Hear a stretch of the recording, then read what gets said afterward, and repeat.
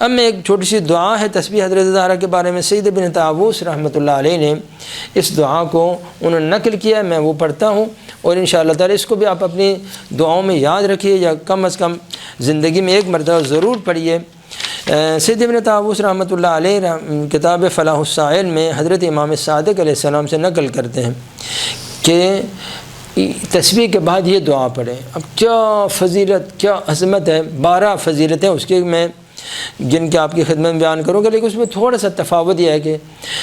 پہلے جو ہے نا اللہ اکبر 34 مرتبہ پڑھنا ہے، پھر سبحان اللہ 33 مرتبہ پڑھنا ہے، پھر آخر میں الحمدللہ جو 33 مرتبہ پڑھنا ہے، اور اس کے بعد یہ دعا پڑھنی ہے جو میں آپ کی خدمت میں بیان کروں گا۔ اللہم صلی علی محمد، ان لا الہ الا اللہ، ان اللہ و ملائکتہ یصلون علی النبی یا ایھا الذین آمنوا صلوا علیہ وسلموا تسلیما لبیک ربنا وسعدیک اللہم صلی علی محمد و علی محمد۔ یہ چھوٹی سی دعا ہے، اور اس کے بعد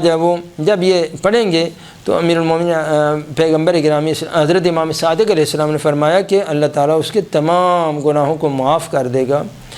اور اس شخص کو 1 سال تک، اس دن سے لے کر اگلے سال اس دن تک فقر سے محفوظ رکھے گا، فاقہ سے محفوظ رکھے گا، جنون سے محفوظ رکھے گا، جذام کی بیماری سے، برس کی بیماری سے اور بری موت سے محفوظ رکھے گا، اور آسمان سے نازل ہونے والی ہر مصیبت سے محفوظ رکھے گا، اور اس کا ثواب اخلاص کے ساتھ شہادت دینے کا ثواب اس کے نامہ عمل میں قیامت تک لکھا جائے گا، اور جو شخص یہ عمل انجام دے گا